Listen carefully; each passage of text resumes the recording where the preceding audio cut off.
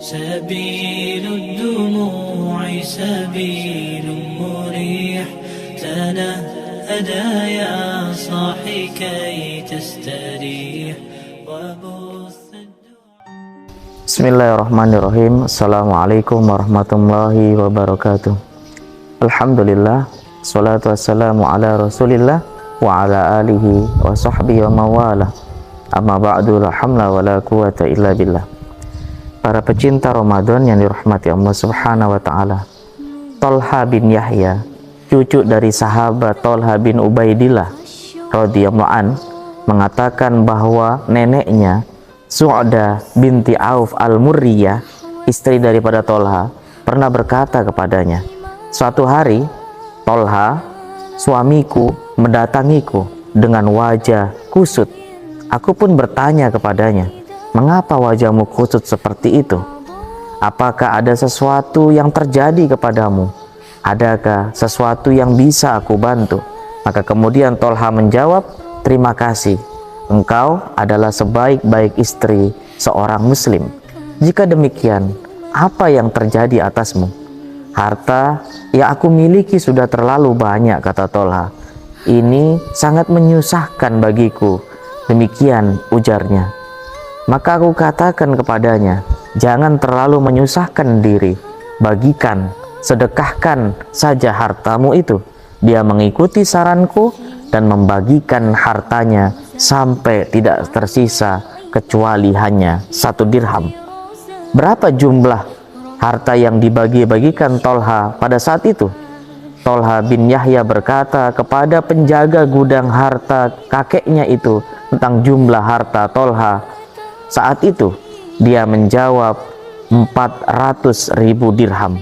Para pecinta Ramadan yang dirahmati Allah subhanahu wa ta'ala, Alqamah bin Qais menceritakan, satu ketika aku bermalam bersama Abdullah bin Mas'ud radhiyallahu an. Dia bangun pada awal malam untuk menunaikan sholat. Dia membaca surat seperti bacaan imam di masjid. Dia membacanya dengan tartil tanpa terburu-buru sehingga dapat didengar oleh orang-orang yang berada di sekitarnya. Dia terus melakukan sholat sampai menjelang fajar. Setelah itu Ibnu Mas'ud menunaikan sholat witir. Dalam riwayat As-Sa'ib bin Zaid disebutkan bahwa pada saat itu dia membaca beratus-ratus ayat, sehingga kami, kata As-Sa'ib, bersandar pada tongkat karena lamanya berdiri. Dia berkata, kami baru saja selesai menjelang fajar. Para pecinta Ramadan yang dirahmati Allah subhanahu wa ta'ala, satu ketika turun surat Az-Zumar ayat ke-9. Apakah kamu, hai orang-orang musyrik, yang lebih beruntung, ataukah orang yang beribadah pada waktu-waktu malam dengan sujud dan berdiri, sedangkan dia takut pada azab akhirat dan mengharapkan rahmat dari Rabb-Nya.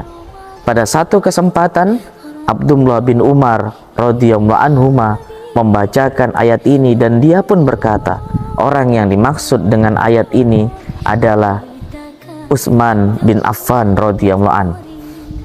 Ibnu Umar mengatakan hal ini karena banyaknya sholat malam dan tilawah Al-Quran yang dilakukan oleh Utsman bin Affan, sehingga tidak jarang beliau mengkhatamkan Al-Quran dalam 1 rakaat saja, terkhusus pada bulan Ramadan. Begitulah para pecinta Ramadan, seseorang akan merasa nikmat dengan sesuatu yang dicintainya. Dia akan lupa waktu saat menjalani aktivitas yang disukainya.